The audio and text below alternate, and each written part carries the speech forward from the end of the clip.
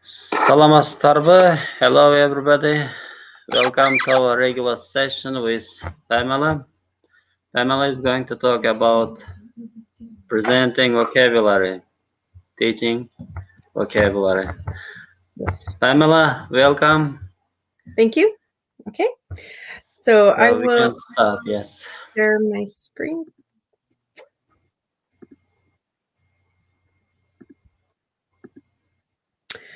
Okay, so we'll talk about presenting vocabulary and concept checking. So concept checking is basically what we want to do when we are presenting vocabulary. So we want to drill the pronunciation. We want to understand that understanding is correct, but the meaning of new vocabulary is pretty much what the goal is in presenting something new. So we're going to talk about, through the immersion method, through concept checking questions, how do we teach new vocabulary? So we're going to be looking at effective concept or comprehension checking questions. So CCQ, this acronym or this abbreviation is concept checking questions or comprehension checking questions. It's pretty much the same meaning. So we're going to look at what is it, what are CCQs, why are they important, when do we use them, and what are more effective and less effective methods of asking CCQs, and what, when we're thinking about the meaning and the usage in class, what makes them more effective or ineffective? And when we're talking about our SMART goals and our the end goals that we have in our when we're making our lessons for what we want to achieve by the end of the class. So a CCQ. So we have CCQs and ICQs. So CCQ, concept or comprehension checking question, and ICQ is instruction checking question. So these are questions the teacher asks the students in order to assess whether or not the material taught has been understood. So you present the material. That's part of your job as a teacher. The other part is to make sure that it has been understood. Because if you have not made sure that the information has been understood, then you haven't really taught it. You've presented it, but you haven't really followed through and made, done your full job in making sure that the students understand what things are. So it's important because we want to be sure the students have understood the material. Yes, again, that's the point. We use CCQs to check understanding of grammar points, pronunciation rules, meanings, and usages of vocabulary words. So we'll focus a little bit more on vocabulary words. That's where this is most important, because that's where meaning lies, rather than just how something is used. And that often comes a little bit more naturally with practice than does the meaning of different words. We use ICQs, instruction checking questions, to assess understanding of the instructions given for a classroom task or activity or a homework assignment. So this one is a little bit more straightforward, and it's used in a smaller percentage of the class time. So this is just, we want to understand that students understand what they're doing for this activity or what the homework is. So asking, okay, how many sentences do we write?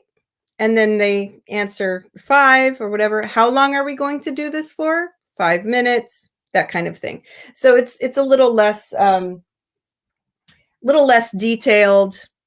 It's not the focus of this seminar anyway. So if I were giving this in person, I would ask you to brainstorm right now. But again, we're talking about the immersion method versus translation. So why is translation not as effective to teach new concepts? And of course, some of the things that we've brought up before were that there are some things that do not directly translate, some concepts, the phrasing of grammar, the phrasing of sentences. We'll talk a little bit about that later when I'm talking about examples of fruits and vegetables and how the definitions of these things are a little bit different. So there's often not a direct translation. So we really want to keep things in English and in keeping it simple enough where, you know, most of the class is in English that they already know, and a smaller percentage is the new stuff, and they can slowly get it. We're trying to replicate the first language acquisition process. So remember that. We are babies in our minds. The students are babies in their minds, and they're learning in that way through images, through use of the language, through people using context, through actions, all of that. So all of this is going to be based on that teaching method. So translation, when you're giving new vocabulary, one of the ways that it's not so effective is that it trains the students to wait for the translation and ignore the English. So, for example, if you tell a student a new word and you're trying to get them to understand what the word is in the new context, you're asking them to really work on their own, or you're asking them to start making that connection between a photograph and a new word, or an action that you're acting out and a new word, or an action that they're seeing in a film and a new word. If you just give them the word and then the translation, then you are not asking them to work. You're just asking them to wait to see what the word is in their first language or second language.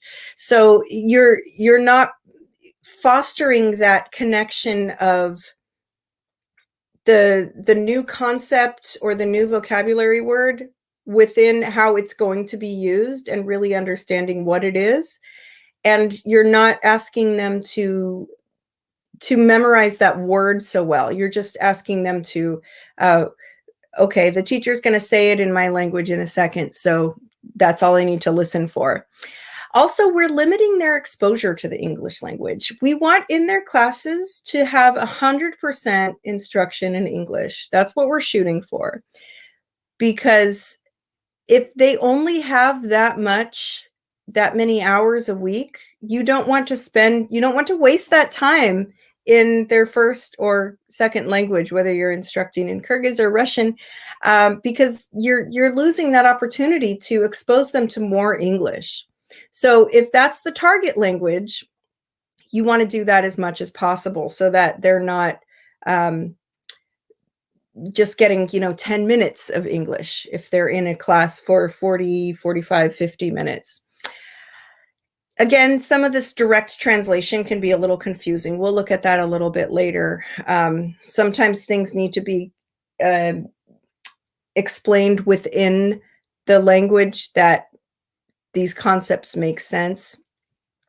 If you're finding that you need to translate a lot, so for example, some of the classes that I've taught that were clubs or discussion that they really wanted to learn about something, I would use translation because the point wasn't the practice of English, it was the information that they wanted. But if you're in a class where English communication is the goal, then you don't want to do translation because that means that the level is too high, that they're not able to get everything that they're supposed to in that class. So obviously in these other classes or clubs or, extra discussion sections that I was teaching, it wasn't about meeting them at their level. Some of the concepts were a higher level for their language ability.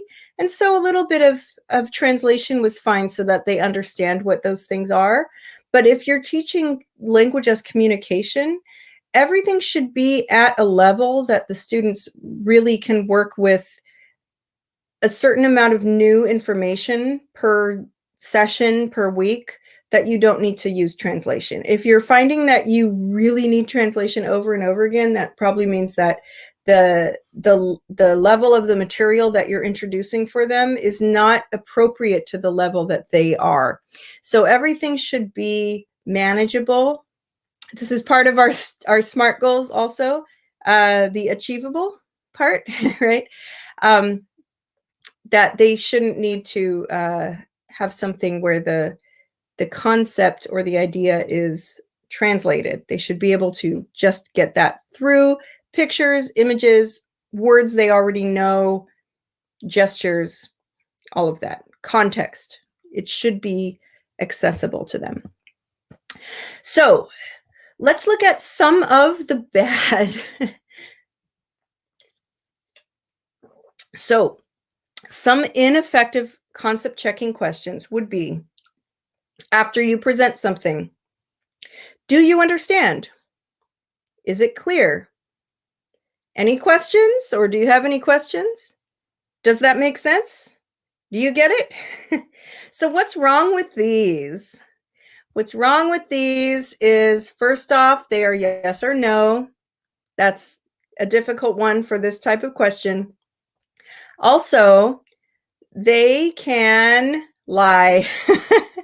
They can lie because they are shy and they don't want to be put on the spot. They don't want to be like, oh, no, I don't understand. And then the teacher will say, well, what don't you understand? Tell me. And then they are more like on the spot, we say in English. Like they are more, they feel more shy because they already don't understand. And now they are asked to say even more things they don't understand. So they might lie. They might say, yes, I understand. Yes, it's clear. No, no questions. Does that make sense? Yes, yes, I get it, right? So they might just say something that is not true. And not saying that they are bad people, they are liars, but it just might be something in the class that they don't want to deal with, being asked something in front of other people and being like, oh, they don't understand. And so they feel stupid, or they feel like they don't understand things, and people will make fun of them. Another thing, they might think they understand, and so they answer yes, but maybe they don't understand. So that's why you need to make follow-up questions to be sure that they understand. This has happened to me in class. I've said, oh yeah, I understand what that word means. And then the teacher didn't follow up. And later I look at the meaning of the word and I say, oh, that's what the teacher meant. I didn't know that's what it meant. I thought I was right.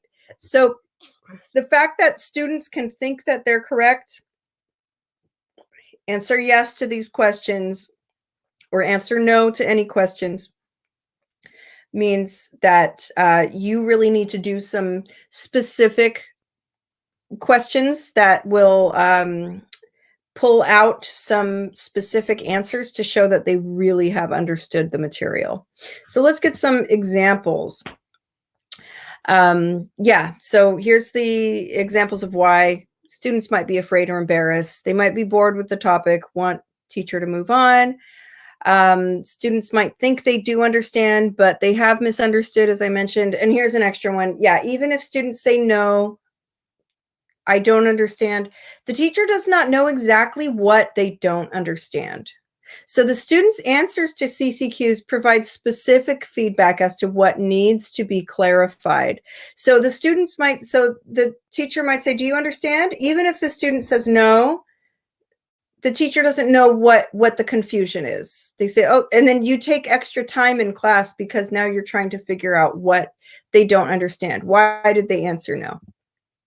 So effective CCQs, specific to the material, it includes open-ended questions and active participation from the students.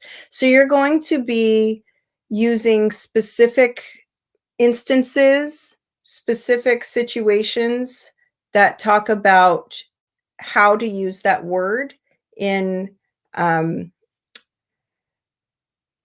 situation that shows that they understand how the word is really used and what it means. So if we were in person, I would ask you to brainstorm right now, but let's talk about the word afraid. So afraid. So the first thing you'll do is you will bring in maybe a toy spider or a picture of a spider. If you can't, you can draw a spider on a board. And then the teacher could say, I am afraid of spiders. And then you can act the way that you are afraid. Like what physical action means being afraid. Then you ask kind of general questions. First, we ask kind of a binary. Is being afraid a good feeling or a bad feeling? So the students should understand that it's bad, right? Being afraid is bad. I'm not reacting good to the spider. And the teacher would say, no, you're right. I am afraid of them. What other words mean afraid? So now you're looking for synonyms. Scared, frightened, right? So now you are asking what they already know. You are engaging their schemata. Schemata means all of the knowledge that they come to class with already. So if they already know the word scared, they already know the word frightened, then you can link that to afraid. Now, again, they're not using any translation. They're using English, what they already know. And now you put it in a context. What are you afraid of? Then you can ask some students, dogs, bears, horror films, right?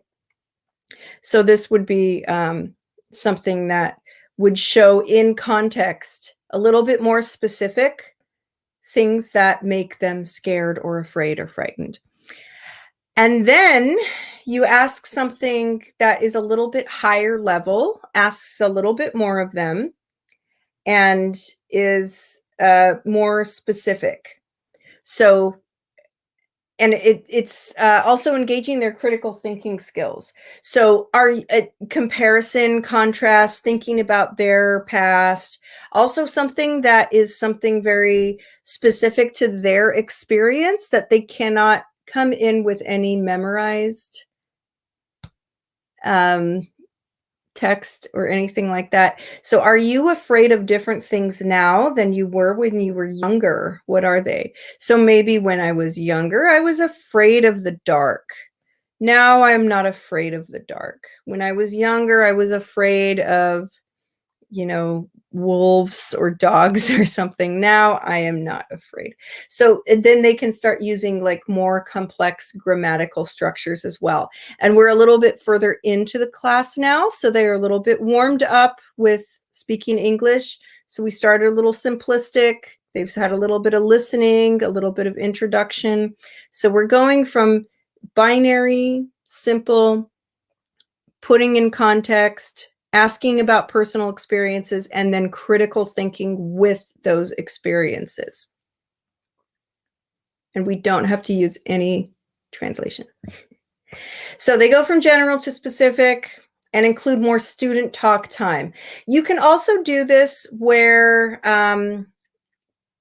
you actually turn this into production where you can have students talk to each other about what they were afraid, comparing context. Are you afraid of something that she is not? What are you afraid of that he is not? Were you afraid of the same things as children? Why do you think? So you can take this to a very high level, or you can keep it kind of very low. You can just give examples of more things that try to come up with the list of 5 things that you are both afraid of. You both find scary.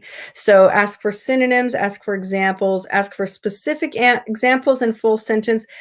At the end, if you find that this is going very quickly and they are understanding everything, you can introduce or elicit fear. So that is the noun for the adjective. So what would be, so you ask them, you know, what part of speech is afraid? I am afraid of, it's an adjective, and then you can elicit the verb form of the same word. Or fearful, that kind of thing.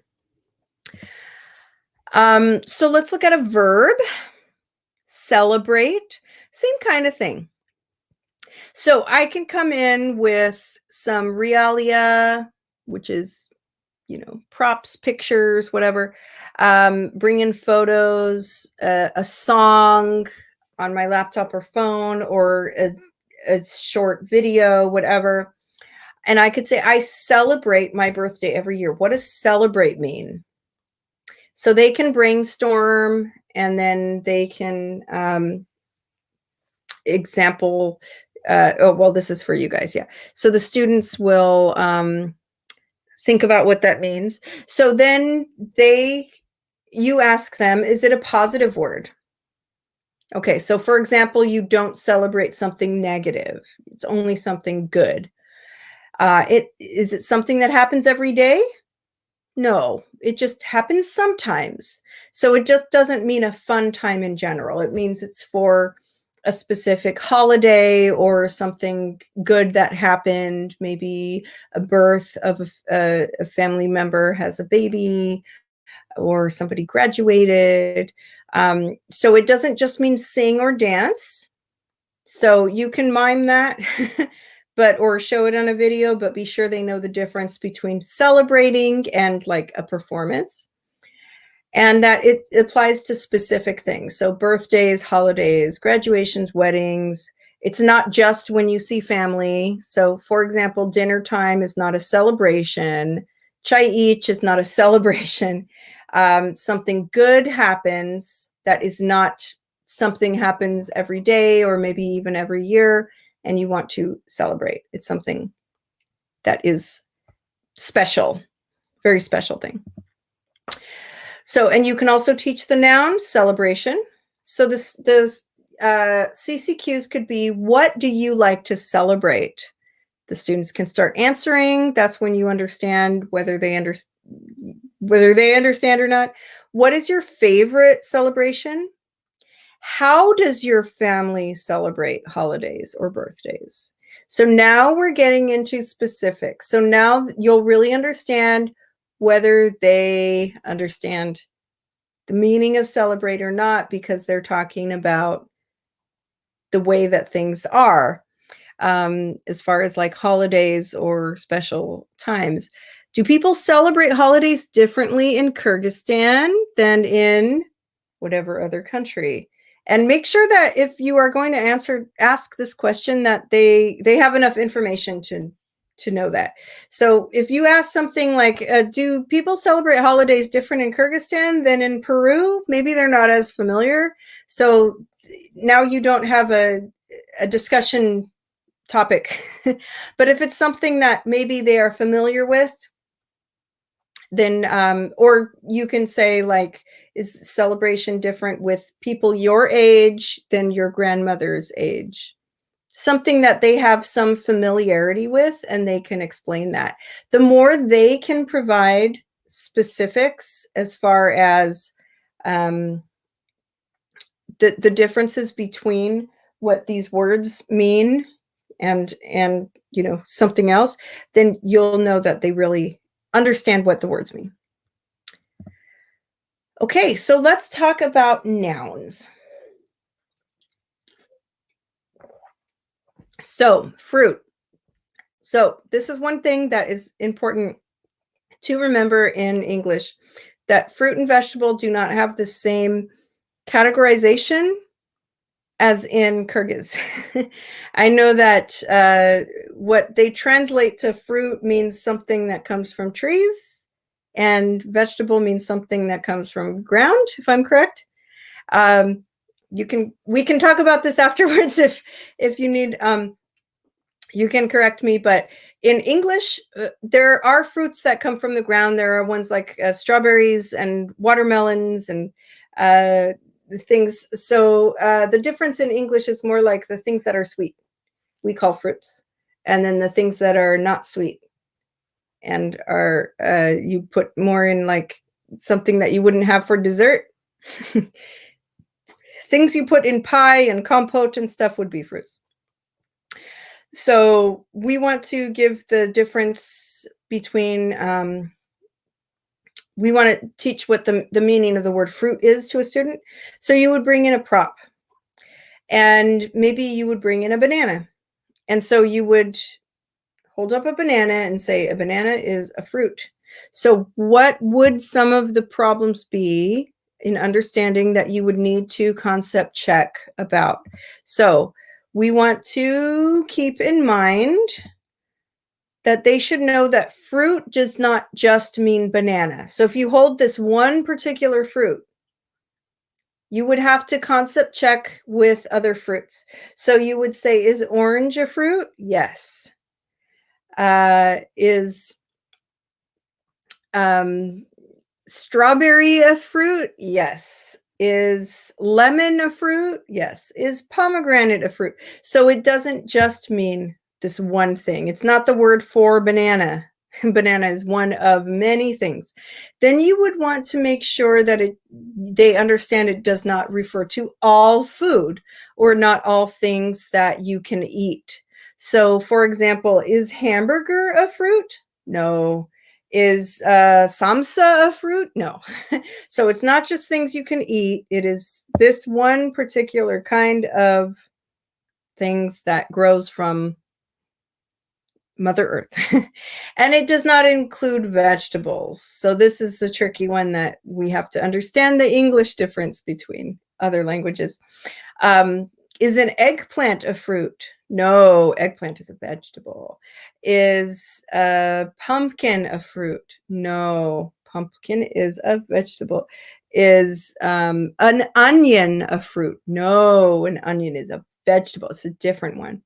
And it does not just mean plants in general. So is a rose a fruit? No, you don't eat it. You can put it in cooking, but you don't eat it, right? There's a specific kind of thing that a fruit is in kinds of things that we do eat. So then you ask students, what is your favorite fruit? So depending on the level, maybe they don't know the word favorite already. You can say, what fruit do you like? So then you can concept check and find out what answers they give you. Maybe peach or raspberry or apricot, whatever. And then if you find maybe some of their answers are wrong, if they say like, you know, broccoli, then you say, oh, is broccoli a fruit or is broccoli a vegetable? Sometimes just that question will indicate to them, oh, actually, that's not, is it something sweet? Something we put in compote or we eat after we have our dinner, like watermelon or peaches or something? Oh, no, broccoli is something we put in our foods. And then you can ask questions that, again, will ask them to use the language they already have. Do you eat whatever it is that they say every day? Maybe not. Maybe only in the summer. Then you can talk about what is in season, what they don't have every day throughout the year. When do you eat whatever it is that they say? Again, maybe it's in season, or maybe it's expensive, or maybe you keep it preserved. So maybe you have it every day. And this is great, you know, especially for teachers like me that are foreign, because they can tell me things like that. Oh, we put things in jars and we preserve, and then we have around the whole year, we have raspberry jam, and we keep it all the year, and we can eat this every day. Can you make into a pie? So then you can do this with other fruits you can and can't make into pies, jams, or desserts. Like watermelon is very delicious, but you don't really put it in compote, or you don't put it in a pie. Okay. So, student language. So, students may understand the concept, but not be able to express a synonym or describe it in English. So, make sure that you encourage them to use gestures as much as possible. So I had great examples. I had great experiences with this with my students in Kyrgyzstan, especially some of the ones who were excellent actors. Encourage them, instead of blurting out the answer in Kyrgyz or Russian, use other methods to indicate that they know what the word means.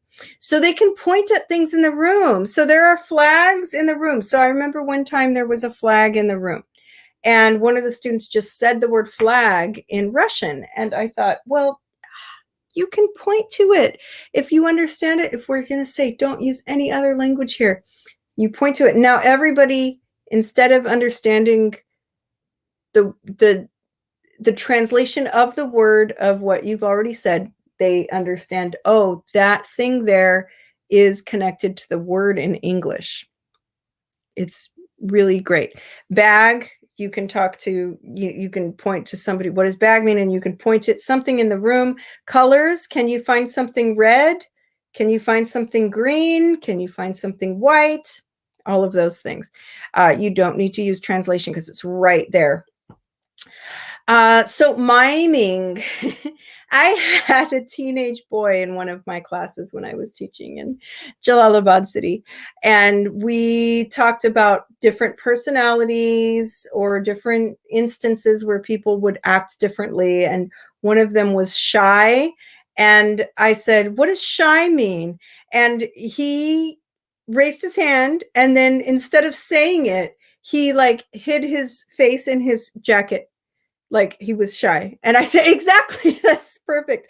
So if you can just gesture, and then the same one, when I said, okay, arrogant, what does this mean? And then he made like, he looked very like too confident.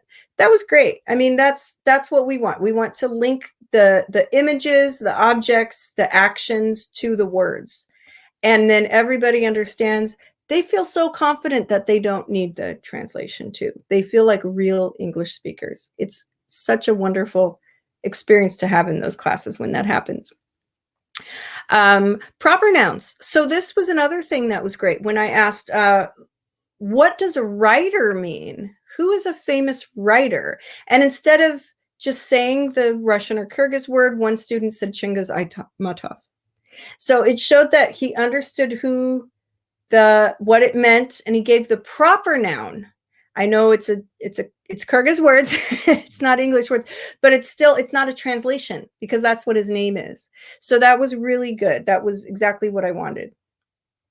Another thing that they can do, if you're having them work on their own and you want them to really understand what the words mean, you can ask them to look it up in an English dictionary.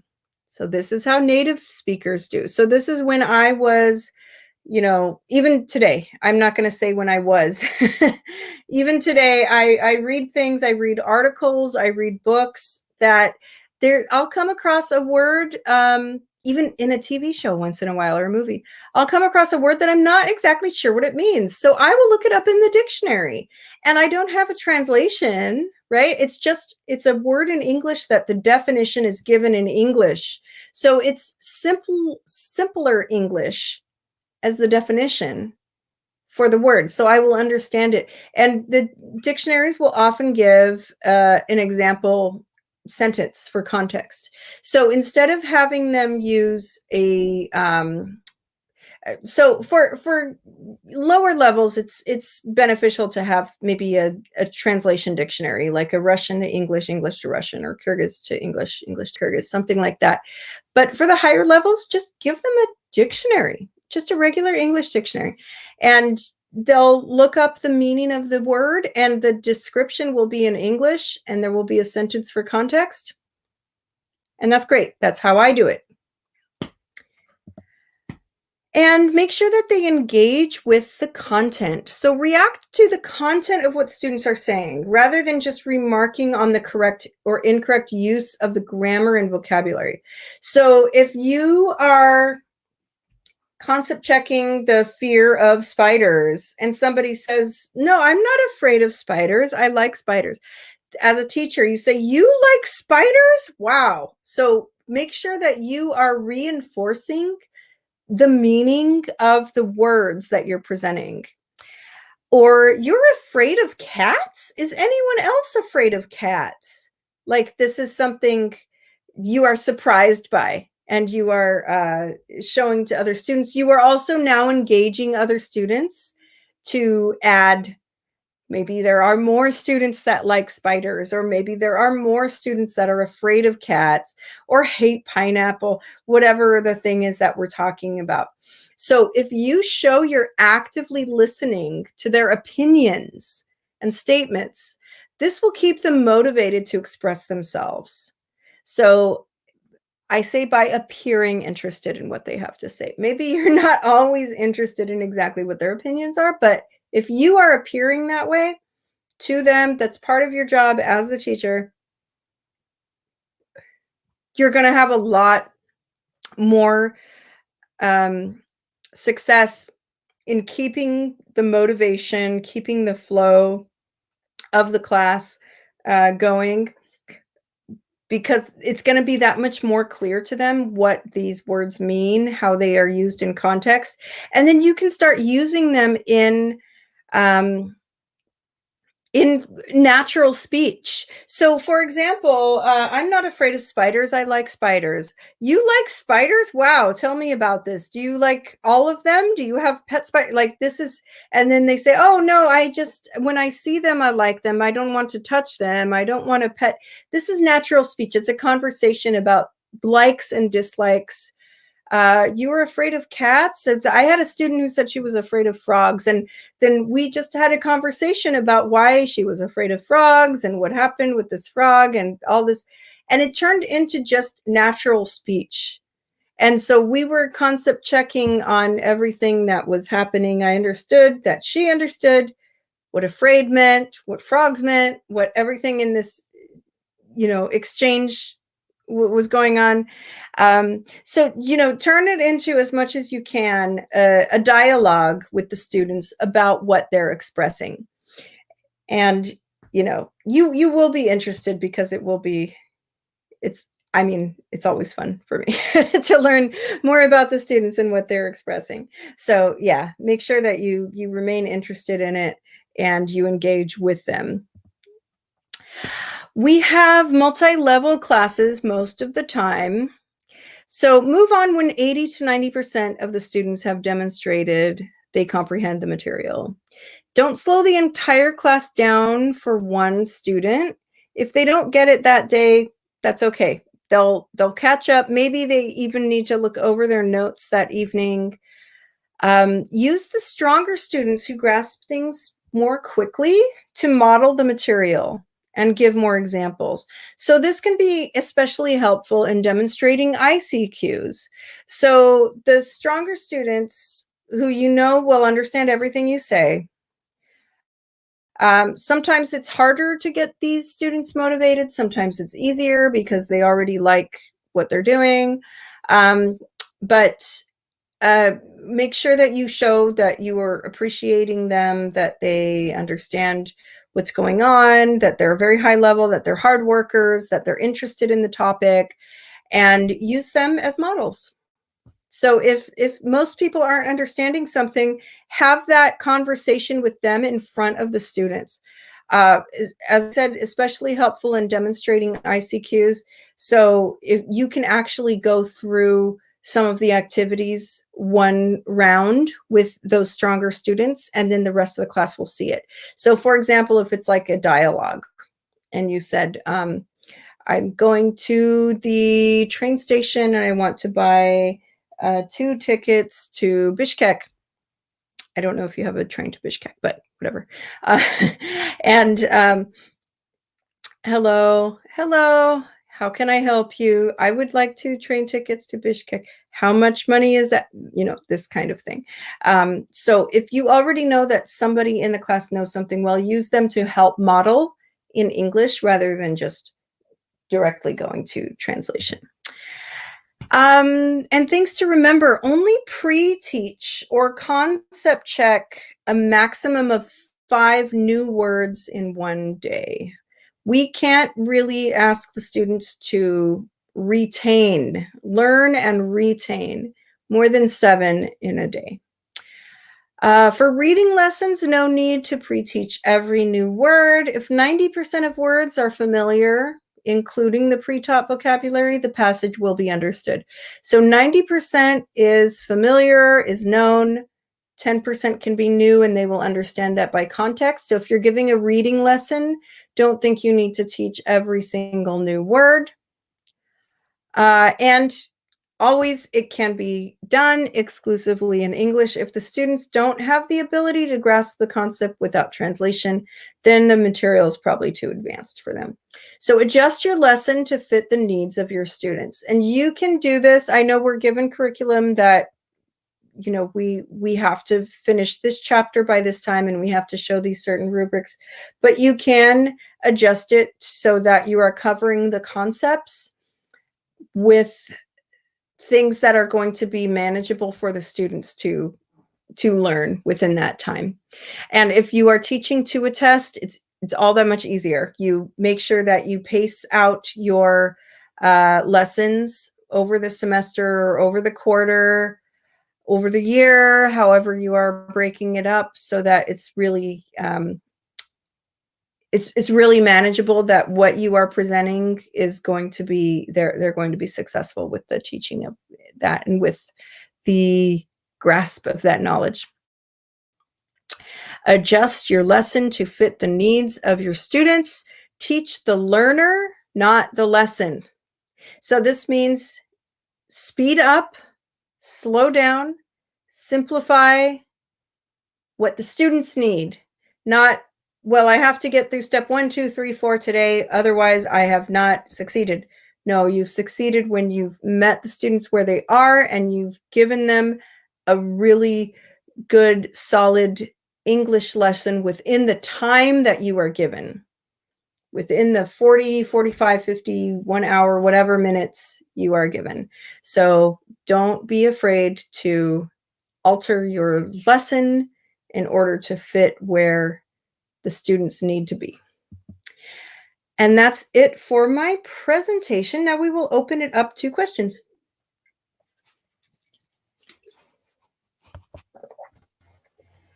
Okay, thank you very much, Pamela.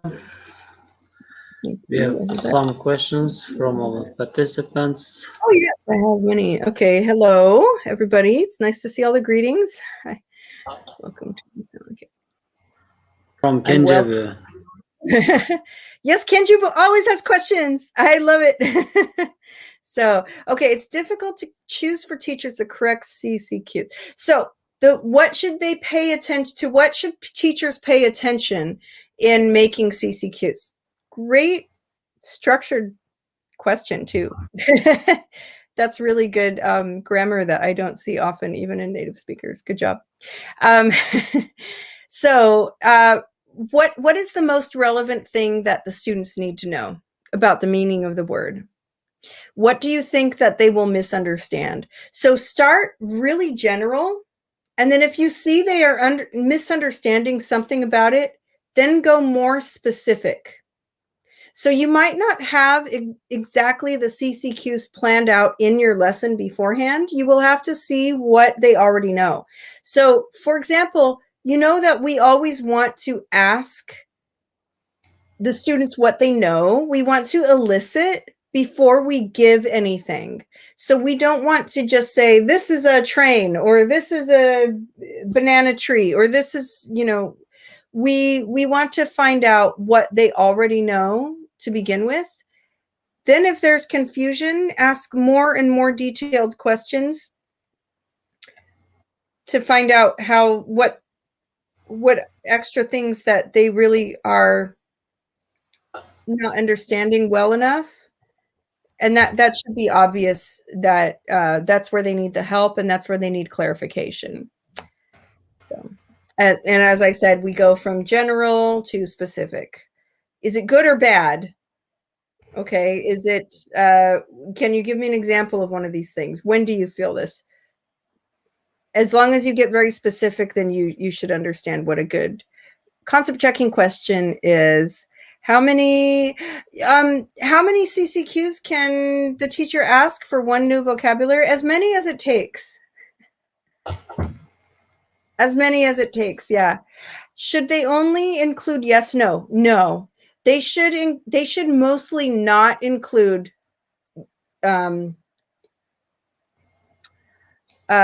yes, no. They should include open-ended so that the students are showing you that they give full sentences about those.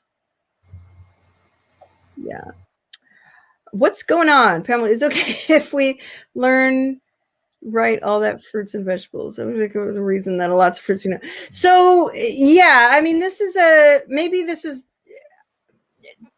depending on, I know that it's a little bit different, and you can use a different example of some kinds of foods, because I know that the categories are different in Kyrgyz than in English. So you can give a list maybe with like pictures. I have a really great, like this, I have this book that is Kyrgyz, it has like, you can find something like this online that shows the pictures of things and like that they're, oh, here we go.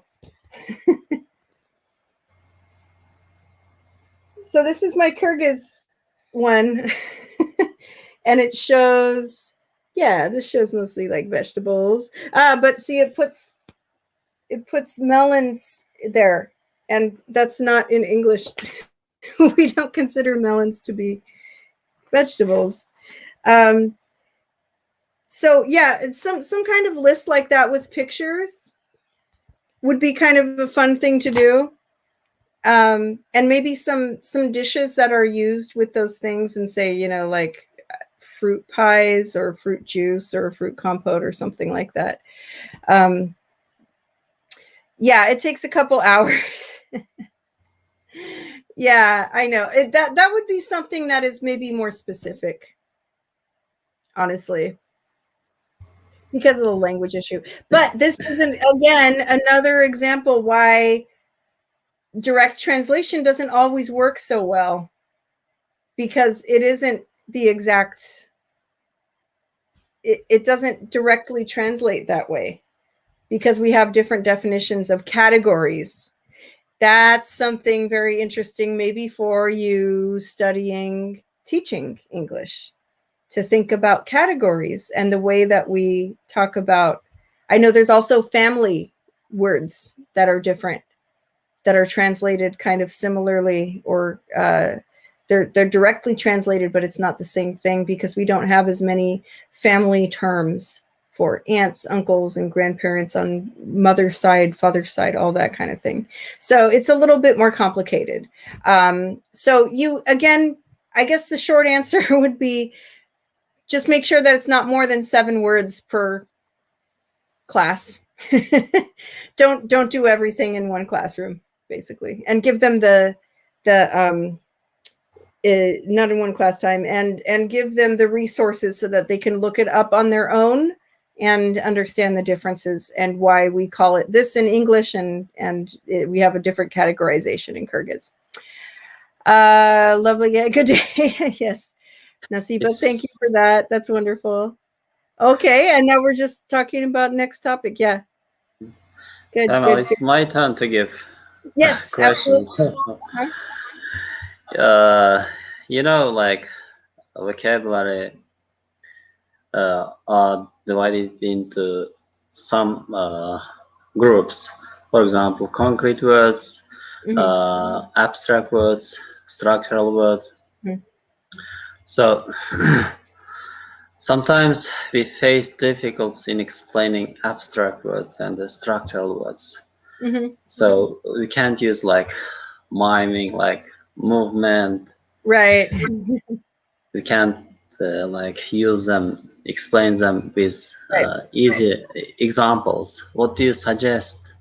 So you're not going to get to those at a very low level of language learning. So you won't need to do miming or gestures for those kinds of things, because by the time that those are introduced to the students, they'll have enough language where you can communicate with them about that. So you're not going to introduce very sophisticated abstract concepts with, you know, the first month of learning English. So it really comes down to making sure that the level that you're presenting is appropriate for the level of the students that you're working with. And then you won't have those problems. Okay. So you suggest if it's difficult, we shouldn't use translation, yeah? Right. Like first language. Right. Yeah. Okay. Because then you are just training the students to wait for the translation and thinking that once they get the information, that's what they need to know. The information isn't as important as the ability to use the language to understand the information. So, for example, if I want to see a movie in another language, I will use the subtitles. That's fine. I don't care about using the language. I'm not looking to communicate with anybody in this language. I just want to enjoy the movie, so I want to understand what the people are saying to each other. If I'm looking to take a class where I can communicate with other people, using too much translation is not going to help me, because it's not that I need the information of somebody else talking. I need to know how to speak, how to express myself and what I need, and I need to understand how to hear somebody who is talking. If I'm going to go on a trip to Italy and I need to know about getting a hotel, finding the bathrooms, finding food, what to do if I'm lost, if I lose my cell phone, how to get a taxi if I'm at a restaurant and it's dark. If somebody is introducing everything in translation to me when I am learning a language to do that, then that's not going to help me, because I'm not going to have a translator there all the time when I'm in Italy trying to travel. At the same time, again, I'm watching this movie. I don't need to know how to communicate. I just need the information.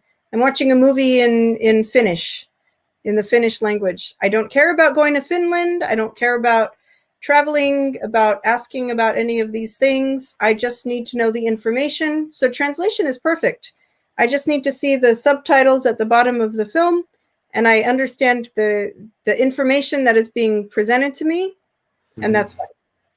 So it's the goal of the student. If you want them to learn how to listen for the English that they can understand, and to express in English what they want so that they can communicate with others, then as little translation as possible, preferably zero, is what we want to do, because we're training them to use the language on their own, to be independent users of the language.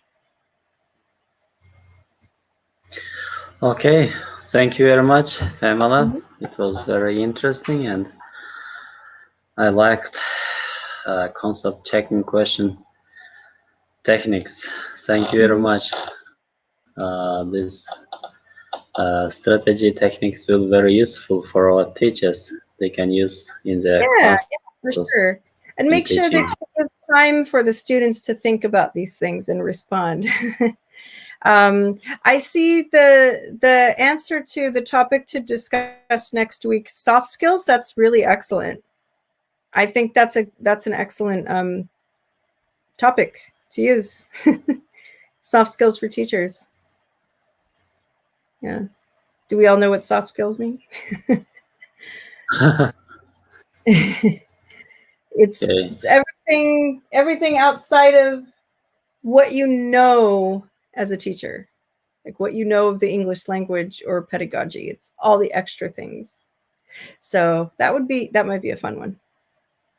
So Okay, you everybody can else is do. interested in that would be interesting. Yeah. So let me know. Manas. Yeah. Okay, if you remember, like one of the teachers from language department, she like mentioned the topic intonation pattern.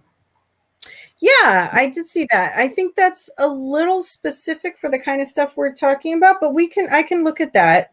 And then I still would like to do something with soft skills because I think that's interesting. So maybe I'll look at